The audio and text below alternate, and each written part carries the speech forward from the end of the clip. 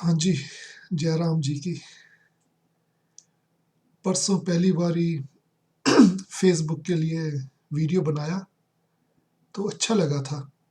और वीडियो बनाने के बाद मैंने लिखा कि अगर ज़िंदगी ने साथ दिया तो गा गा के बता बता के पूरी जिम्मेवारी के साथ वो गाथाएं कहनी है जो ओशो के साथ घटी, जो ओशो के होते हुए घटी, जिस तरह से ओशो ने अपने आश्रम का निर्माण किया।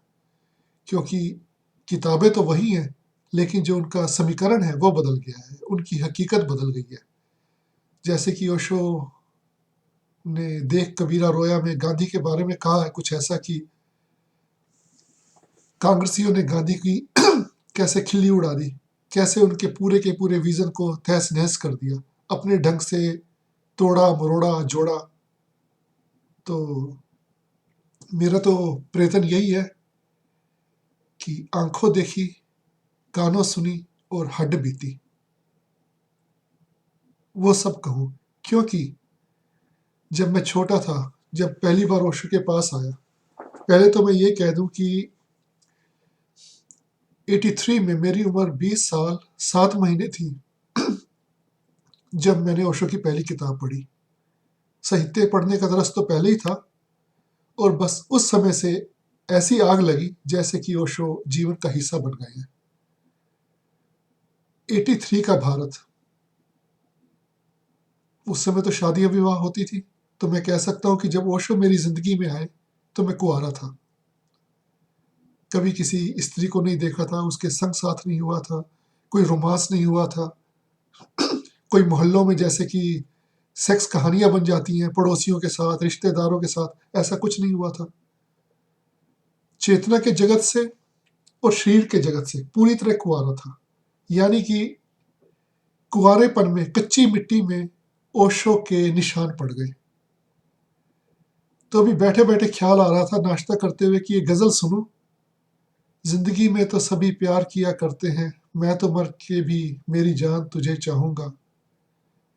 तू मिला है तो एहसास हुआ है मुझको, मेरी उम्र मोहब्बत के लिए थोड़ी है।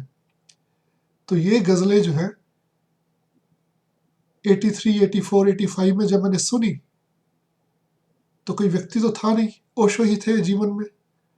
तो ओशो के लिए ही कहा, तू मिला है तो ये एहसास हुआ है मुझको, ये मेरी उम्र मोहब्बत के लिए थोड़ी है।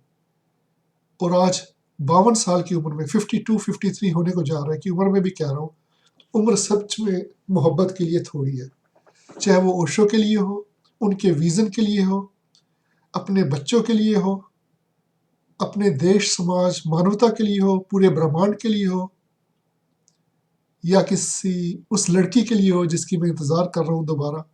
तो उम्र तो हमेशा थोड़ी रहती है प्यार करने के लिए। और प्यार जितना विकसित होता जाए, विस्तार लेता जाए, उतना ही अच्छा लगता है। और मैं कह सकता हूँ कि ये जो सीखा है, किताबें पढ़ के नहीं ज़्यादा सीखा, फिल्में देख के नहीं ज़्यादा सीखा, ओशो के आश्रम में रह के सीखा है। 87 से जब मैंने ओशो के आश्रम में रहना शुरू किया, ये जीवन की घटनाएं जो हैं तब से सीखी हैं। और मैं कह सकता हूँ कि Osho is the only master, जो बोला वही किया। अगर संभोग से समाधि की ओर किताब बोली, तो जैसे ही उनका अपना आश्रम बना, उसके ऊपर अपने शिष्यों को काम करने की छूट दी, एक आज़ादी दी। और क्या डिफरेंस है ओशो के आश्रम में और बाकी आश्रमों में? किस लिए ओशो जो है इतने कंडेम हुए थे? क्यों हर कोई उनके पीछे पड़ा हुआ था? क्यों भारत में हर कोई उनसे खार खाता था? क्यों रविशंकर या ये जग्गी वासुदेव और जो साईं बाबा हैं, या जितने भी हैं ऐरे गहरे हरामखोर जो भी हैं, मेरे मुंह से तो गालियां भी निकलती हैं कई बारी, उनमें और ओशो में डिफरेंस क्या है? ध्यान की तो सभी बात कर रहे हैं, ध्यान करो, अपने अंदर जाओ, हरामखोर जैसे खुद चले गए। Sorry, I feel very angry when people cheat, when people betray, when people lie. Difference क्या था ओशो में और उन बाकियों में? ओशो ने प्रेम के एलिमेंट को हकीकी रूप दिया। प्रेम यानी खुदाई प्रेम तो है ही है, शारीरिक प्रेम भी है, मानसिक प्रेम भी है, आध्यात्मिक प्रेम भी है। जो भी है प्रेम के नाम पे from A to Z Osho ने अपने आश्रम में उसकी अभिव्यक्ति की है, उसकी अभिव्यक्ति दी है, और जिन जिन लोगों ने भी उसका फायदा लिया है वो कह सकते हैं कि yes it is because of Osho. लेकिन जिक्र क्यों नहीं करते? नई ह्यूमैनिटी के लिए उस चीज को छोड़ते क्यों नहीं? 100 चूहे खा के बिल्लियां जैसे हज को जाती हैं, 99% सन्यासी जो है आश्रम के समय के वही जीवन जी रहे हैं। अब उनसे पूछो, मैं तो उस समय बच्चा था 87 में, 23-24 साल की उम्र थी। अब 52 का मैं हूं तो वो कोई 60 का है, कोई 65 का है, कोई 70 का है, कोई 75 का है। ध्यान सिखा रहे हैं। आश्रम में भी जो बैठे हैं वो ध्यान सिखा रहे हैं। अपनी छाती पे ईमानदारी से हाथ रख के कह दें, ओशो के साथ रहते हुए उन्होंने कितनी लड़कियों से प्रेम किया, कितनी लड़कियों से शारीरिक संबंध किया, कितनी लड़कियों के प्रेम में पड़े, बताएं। मुझे नहीं बताएं, समाज को भी नहीं बताएं, अपने आप को बताएं। और फिर ये कहें, क्या वो सब कुछ हम आने वाली जनरेशन को दे रहे हैं? जो नई जनरेशन है भारत की, पूरी दुनिया की, उस काम के लिए बिल्कुल तैयार है। और पहली बात तो यह है कि ओशो जैसा व्यक्ति अगर इशारा भी करता है तो वो व्यर्थ नहीं है। ओशो जैसा व्यक्ति जो कुछ भी कह रहा है, कर रहा है, उसके पीछे एक मकसद है, वो ह्यूमैनिटी के लिए है। ओशो ने क्या नीलम का कर्ज चुकाना था, उसको तथागत दिया? ओशो ने क्या जरीन का कर्ज चुकाना था कि उसको मन्नू जैसा बॉयफ्रेंड दिया? ओशो ने क्या जयेश का कर्ज चुकाना था कि उसको कहा कि भैया विवेक से भी तुम प्रेम करो? क्या ओशो हम लोगों का कर्ज चुकाने के लिए आए थे कि शांतम चलो तुम्हें जर्मनी में ले जाना है, पिछले जन्म में प्रॉमिस किया था? अरे जो भी ओशो ने किया है, कर रहे हैं, जो भी उनका प्रयोग था वो पूरी ह्यूमैनिटी के लिए था। जो भी लोग उनके पास हैं उनके लिए था, और वो होना भी चाहिए। जब मैं छोटा था, पढ़ रहा था किताबें, तो उस समय किताबों में लिखा हुआ था, चैतन्य कीर्ति या योग चिन्मय की भूमिका में होती थी, ओशो जैसा व्यक्ति 2500 साल के बाद इस पृथ्वी पे आता है। अब 22 साल का लड़का लॉ पढ़ रहा है, उसको पढ़ने में ज्यादा कोई रस नहीं है, उसको तो समाज के लिए कुछ करना है, देश के लिए करना है, उसको तो साहित्य पढ़ना है। उसने जब पढ़ा कि ओशो जैसा व्यक्ति 25 सदी के बाद ऐसा आता है, और उनके शब्दों से एक एक अभिव्यक्ति हो रही है कि never spoke somebody like this. मैं तो किताबों में जीता हूं, ओशो से पहले भी कई किताबें पढ़ी हैं, ओशो के बाद भी कई किताबें पढ़ी हैं, लगातार पढ़ता रहता हूं। शब्दों में इतनी अभिव्यक्ति शायद किसी की हो, लेकिन ऐसे तो कह सकते हैं कि लता मंगेशकर जैसी आवाज में गाना भी किसी ने नहीं गाया, जगजीत सिंह जैसी गजलें भी किसी ने नहीं गाई। ये जो वाणी है, क्या ओशो मात्र वाणी के गुरु थे? क्या ओशो सिर्फ एक प्रवचन करता थे, प्रवचन करता है कि आप उनकी कैसेट सुन लो और बात हो गई? अरे वो वैज्ञानिक हैं, उन्होंने एक विज्ञान किया है, धर्म का विज्ञान छोड़ा है। और मैं ये कह सकता हूँ, इस सदी में आने वाली पृथ्वी के लिए ओशो ने जो विज्ञान छोड़ा है, that's the only spiritual complete science, the alchemy. And what is the difference between Osho and the बाकी गुरु? बाकी गुरुओं ने ओशो सेक्स को इंटीग्रेट नहीं किया, सेक्स को बाईपास कर दिया। उन्होंने नदियों से बिजली बनाने का प्रयोजन नहीं किया। उनके लिए नदियों का मतलब है पानी पियो, नहाओ, भैंसे लेके जाओ, कचरा छोड़ दो, और दैट्स इट, और गंगा मैया कह दो।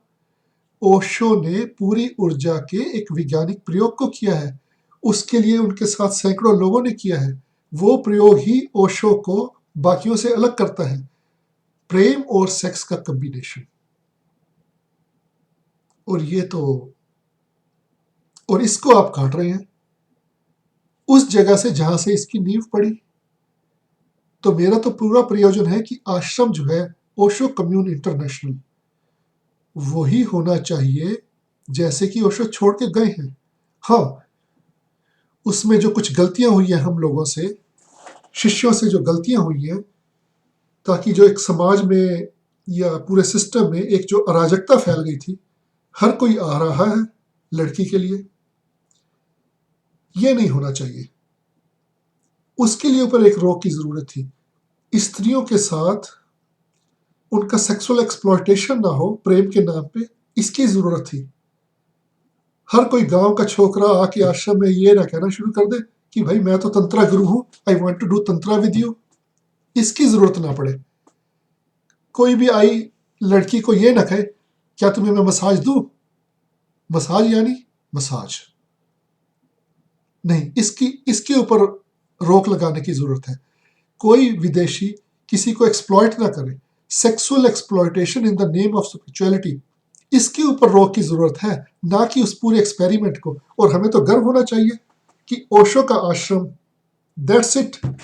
दुनिया उसको स्वीकार करे ना करे, व्हाट्स, मुझे उससे क्या। मेरे गुरु ने ये इस तरह का आश्रम बनाया है, अब बाकियों को जलन होती है तो हो, उसमें मुझे क्या। I need to stand with my master, and I know deep down master is not anti national, master is not anti social. Osho समाज को आगे लेके जाना चाहते हैं अध्यात्म की दुनिया में, और उसके लिए हाँ कुछ लोग होते हैं जैसे कि असेक्सुअल लोग हैं जिनको काम में कोई रस नहीं है, जो कि नैसर्गिक रूप से इस ढंग से पैदा हुए हैं। मेरे कई मित्र हैं, 2 मित्र तो हैं, उनकी ऊर्जा से लगता ही नहीं कि उनको काम की जरूरत है। उन्होंने जिंदगी में काम कभी किया ही नहीं, लेकिन उनकी ऊर्जा देखो तो ऐसे लगती है जैसे कि गेंदा का फूल खिला हुआ है, जैसे कोई कमल खिला हुआ है, जैसे कोई रोज खिला हुआ है। वो व्यक्ति जो है वो ब्रह्म कुमार मूवमेंट से जुड़े हुए हैं, क्योंकि वहां सेक्स की कोई ऐसी आवश्यकता नहीं है। लेकिन एक सामान्य व्यक्ति जो कि हेट्रोसेक्सुअल है, जिस तरह की 90% 95% ह्यूमैनिटी है, उसके लिए तो ये ज़रूरी है। और ओशो का ये जो कंट्रीब्यूशन है, उसको आप निगलेक्ट कर दो, उसको आप रिजेक्ट कर दो और खुद उसी तरह का जीते रहो, it's a crime against nature. ये तो सच के साथ बिल्कुल अमानवीय व्यवहार है, और ओशो के साथ ये हो रहा है पिछले 26 साल में। और जब से खासकर कि ये ब्लडी रिजॉर्ट बना है, ओशो कम्युनिटी इंटरनेशनल को जिस आदमी ने ये रिजॉर्ट किया है, वो आदमी तो आज तक औरतों से सो ही रहा है। गिनती करके बता दे कितनी औरतों के साथ वो सोया है। इस तरह के लोगों के ऊपर कंट्रोल की जरूरत है। ओशो की साइंस के ऊपर कंट्रोल की जरूरत नहीं है। और मेरा तो पूरा ये प्रयत्न है कि ओशो का आश्रम, जैसे कि वो अपने चरण छोड़ के गए, जो उन्होंने कहा, जो उन्होंने जीवन जिया, जो उन्होंने हम लोगों को जीवन जीने का मौका दिया, वो हम आगे नई जनरेशन को भी दें या ना दें, वो ले या ना ले, ये उसका मतलब थोड़ी है। ओशो ने इतना बोला, इतना किया, कितने लोगों ने फायदा लिया, इट्स नॉट हिज पर्पस। लेकिन जो भी आए हैं उनको वो सब कुछ मिला। क्यों हम अन्याय कर रहे हैं ओशो के विजन के साथ। तो जब मैं 22-23 साल की उम्र में आया था तो कुंवारा था, ओशो के साथ आश्रम में रहा, पश्चिम की लड़कियों से संबंध हुआ।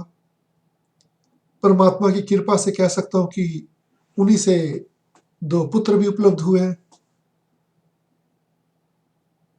तो ये तो ओशो की ही देन है ना।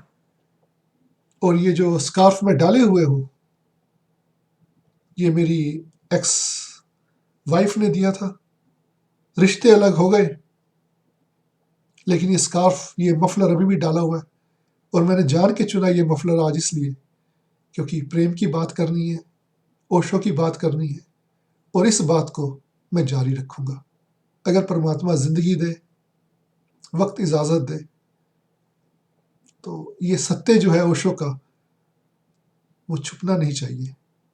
It's one of the most beautiful thing on the earth. God bless you.